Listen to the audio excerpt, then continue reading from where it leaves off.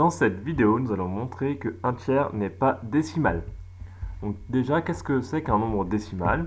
Un nombre est dit décimal s'il s'écrit sous la forme d'un quotient d'un entier, positif ou négatif, par une puissance de 10, c'est-à-dire sous la forme a sur 10 puissance n, donc avec a un entier qui soit positif ou négatif, et n un entier naturel, donc un entier positif. Donc, exemple, 0,45 appartient au nombre décimaux, 0,45 est un nombre décimal, car on peut l'écrire comme 45 sur 100, et donc c'est égal à 45 sur 10 puissance 2, donc on a bien un entier sur une puissance de 10. Même chose, 234,2 est un nombre décimal, puisqu'on peut l'écrire comme 2342 divisé par 10, donc on a bien un entier, 2342, sur une puissance de 10, 10 puissance 1. 80, c'est aussi un nombre décimal, puisque 81 on peut l'écrire comme 81 sur 1, et 1 c'est pareil que 10 puissance 0, un nombre à la puissance 0 c'est 1, donc du coup on a bien un entier encore sur une puissance de 10. Et enfin, moins 7,239, encore un autre exemple de nombre décimal, puisque ça s'écrit comme moins 7239, le tout divisé par 1000, donc on a bien un entier en haut, moins 7239, divisé par une puissance de 10, 10 puissance 3. Donc on va utiliser également pour démontrer qu'un tiers n'est pas décimal la propriété suivante, le critère de divisibilité par 3. Donc un nombre est divisible par 3 si et seulement si la somme de ces chiffres est divisible par 3.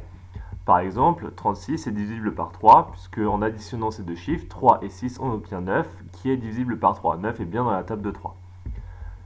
Un autre exemple, 12 345 est divisible par 3. En effet, si j'additionne tous ces chiffres, 1 plus 2 plus 3 plus 4 plus 5, je trouve 15, et 15 c'est dans la table de 3, donc c'est divisible par 3.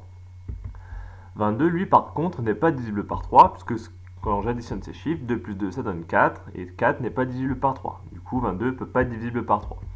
Même chose, là j'ai mis 1 milliard, donc il y a 9 zéros. 1 milliard n'est pas divisible par 3, puisque quand j'additionne tous les chiffres, on additionne 1 avec plein de zéros, ce qui fait 1. Et 1 n'est pas dans la table de 3, n'est pas divisible par 3, donc du coup 1 milliard n'est pas divisible par 3. Donc maintenant on a tout ce qu'il faut pour démontrer la propriété qu'un tiers n'est pas décimal. Donc pour démontrer ça, on va utiliser ce qu'on appelle un raisonnement par l'absurde. Donc on va supposer le contraire de la propriété, et on va essayer d'arriver à une contradiction et une absurdité. Donc on va supposer du coup qu'un tiers est décimal. Donc si un tiers décimal, comme on l'a vu, il s'écrit comme le quotient d'un entier sur une puissance de 10. Donc a sur 10 puissance n, avec a un entier et n un entier naturel, donc un entier positif. Du coup, ça veut dire quoi? Donc on fait le produit en croix, donc 3 fois a, ça va être égal à 1 fois 10 puissance n. Donc du coup, en fait, 3 fois a égale 10 puissance n. Donc du coup, on voit que 10 puissance n, c'est 3 fois un entier. D'accord? Donc c'est 3 fois un entier, donc c'est-à-dire que 10 puissance n est dans la table de 3. Donc comme a est un entier, cela signifie que 10 puissance n est dans la table de 3, donc est divisible par 3. Mais est-ce que c'est possible que 10 puissance n est divisible par 3? Non, c'est pas possible, puisqu'on utilise le critère de divisibilité, donc c'est impossible, car la somme des chiffres de 10 puissance n, donc c'est 1, puisqu'on additionne 1 avec plein de zéros, donc ça fait 1, et 1 n'est pas divisible par 3. Donc du coup, 10 puissance n ne peut pas être divisible par 3. Donc du coup, là, on a une absurdité. Il est absurde de supposer qu'un tiers est décimal, donc du coup, on en déduit qu'un tiers n'est pas décimal.